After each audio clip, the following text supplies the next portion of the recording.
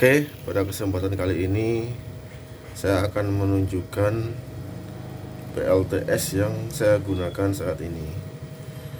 Nah, PLTS saya itu menggunakan inverter PSW seperti ini.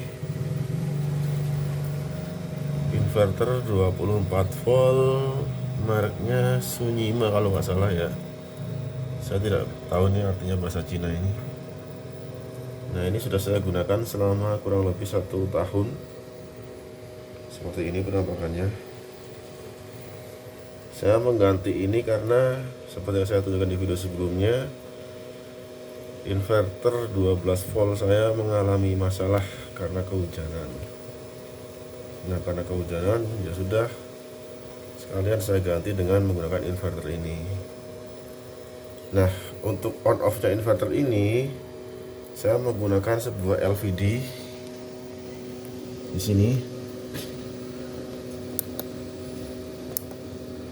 LVD ini saya set 24,3 volt akan disconnect.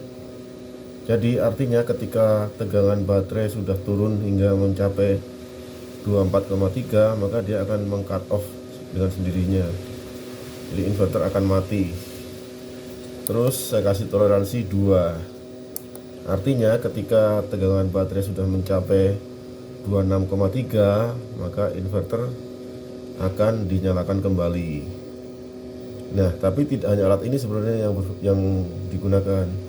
Dari sini itu sebenarnya fungsinya mengontrol sebuah relay.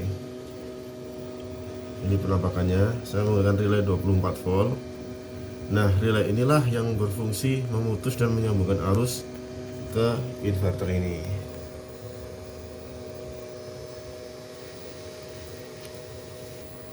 Jadi dengan ini semuanya sudah bisa otomatis, saya tidak perlu menyalakan dan mematikan inverter ini. Jadi semuanya kalau memang baterai sudah turun dia akan putus sendiri, kalau sudah penuh sudah mencapai 26,3 otomatis akan menyala sendiri. Nah, output inilah yang saya sambungkan ke LVD. Cuma saya nggak bisa menunjukkan sekarang karena posisinya ada di atas plafon. Dari kabel ini saya salurkan ke LVD di atas plafon rumah saya. Lain waktu nanti akan saya tunjukkan. Oke, selanjutnya untuk baterai, saya di sini menggunakan 8 buah baterai Levco 4 merek Narada yang ampernya 80 ampere. 8 baterai saya seri, jadinya 24 volt. Untuk proses perakitannya ini juga sudah ada di konten saya sebelumnya. Jadi baterai ini saya rangkai seri.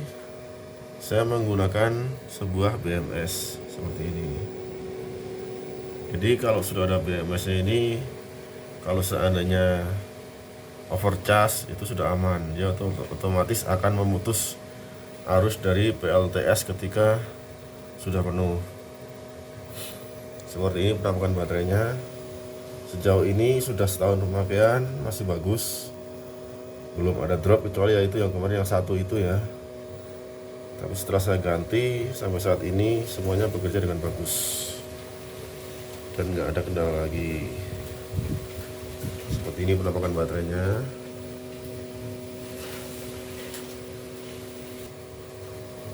Cuma bagusnya di sini ya relatif juga ya, karena yang saya baca-baca katanya dengan 80 ampere itu bisa menyimpan 2 kWh. Cuma dalam kenyataannya ini hanya sanggup menyimpan 1 kWh saja. Jadi 1 kWh sudah full, dan ketika saya pakai saya kuras baru 1 kWh juga sudah habis. Cuma selama ini sih ya masih continue begitu, tidak pernah kurang, tidak pernah turun. Jadi saya menganggap sih masih bagus. Cuma nggak tahu deh kalau baterai yang beneran baru bisa beneran 2 kWh atau enggak, karena ini hanya 80 ampere. Untuk komponen selanjutnya di sini saya menggunakan PZM. PZM ini fungsinya untuk mencatat seberapa besar pemakaian dan juga voltase dari baterai itu sendiri. Sebagai contoh di sini saya menggunakan 72,4 watt untuk saat ini dengan beban sekitar 2,4 ampere. Total KW yang sudah saya dapatkan sebesar 364,6. Seperti ini. Jadi kalau kita lihat di sini 26,7 itu artinya voltase baterai saat ini adalah 26,7. Sedangkan voltase yang di inverter ini adalah dengan menggunakan 72 watt, dia hanya turun sekitar 0,7 volt saja. Jadi dari baterai 2,6 di inverter masih terbaca 26,0. Jadi ini masih normal. Nah, sedangkan untuk SCC sendiri, saya menggunakan SCC sejuta umat, masih yang seperti ini, yang biasa. Karena mau beli yang e-paver lumayan mahal untuk saat ini. Jadi ya, yang penting masih bisa dulu. Bisa pakai yang seperti ini. Kalau memang rekan-rekan ada uang, saya sarankan sih langsung beli yang e-paver saja. Karena efisiensinya akan lebih bagus yang itu. Kalau ini masih, ya namanya juga inverter SCC murahan, ya bisa dipakai juga sudah untung. Sekarang posisi sudah hampir jam 2:30, itu saya masih dapat 9 ampere dengan panel surya 620 WP. Jadi ya lumayan lah,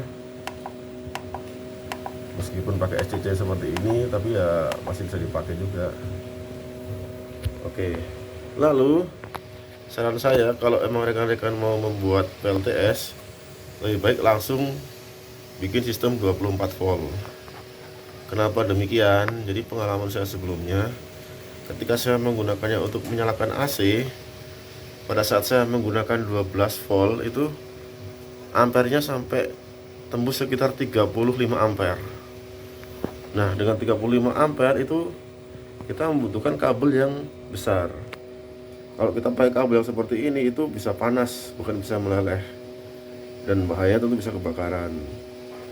Jadi kalau untuk pemakaian di atas 500 watt, saran saya langsung bikin sistem 24 volt. Karena dengan 500 watt pemakaian, kalau 24 volt itu hanya 20 ampere. Kalau kita pakai 12 volt itu perlu sekitar 40 ampere.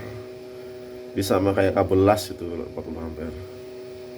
Jadi lebih baik langsung sistem ke 24 volt saja, jangan 12, karena nanggung.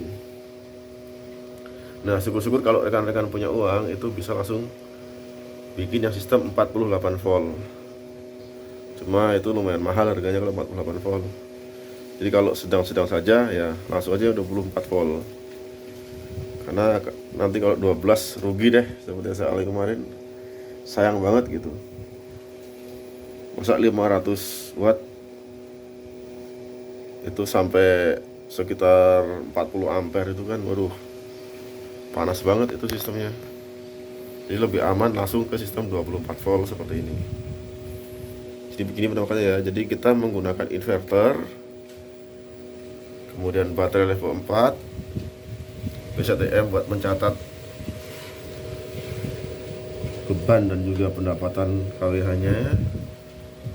Kemudian ada LVD dan juga relay sama SCC. Jadi saya juga memasang kipas, karena kalau siang-siang itu ketika sampai 12 ampere itu lumayan panas ini SCC-nya. Jadi saya pasang kipas juga buat pendingin. Nah, alangkah bagusnya kalau semua ini disusun di dalam sebuah box, tidak seperti ini. Karena kalau seperti ini, ya itu sama yang saya bikin konten sebelumnya, rawan terkena air hujan. Cuma di sini saya sudah mengakalin, untuk inverternya saya ganjel pakai baterai. Jadi kalau ada ada air yang nyasar ke sini, tidak langsung kerendam. Jadi masih cukup aman seperti ini.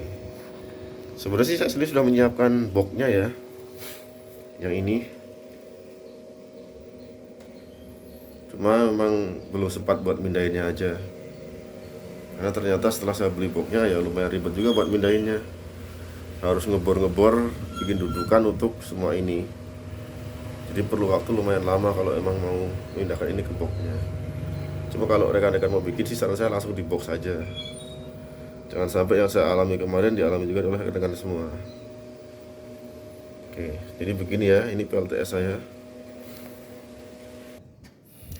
Berikutnya untuk panel surya, saya menggunakan 4 panel surya 100 WP yang itu di atas sana sama di samping sana.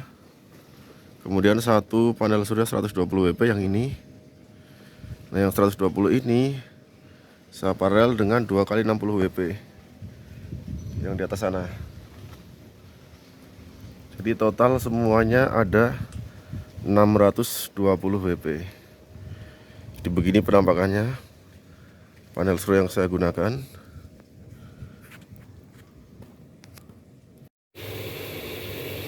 Saat ini beban yang saya gunakan sekitar 136 watt.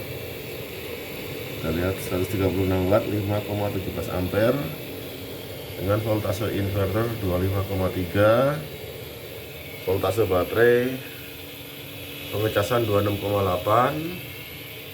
sementara baterainya sendiri di 26,4. Jadi itu tadi saya pakai untuk menyalakan kipas ini dan juga buat mengecas HP ini. Sama satu lagi ini dispenser ini hot and cool, makanya kena di wattnya itu sekitar 65 watt untuk dispenser aja. Jadi total 136 watt itu 2 kipas, 1 HP dan dispenser. Posisi ATS nya sendiri ada di atas sana. Jadi sebenarnya ini sudah saya sambungkan ke jalur PLN, termasuk untuk lampu-lampu yang ada di ruangan ini. Seperti ini penampakan beban-bebannya.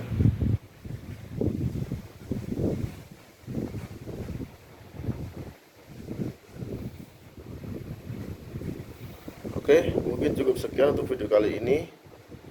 Sampai jumpa di video selanjutnya. Terima kasih.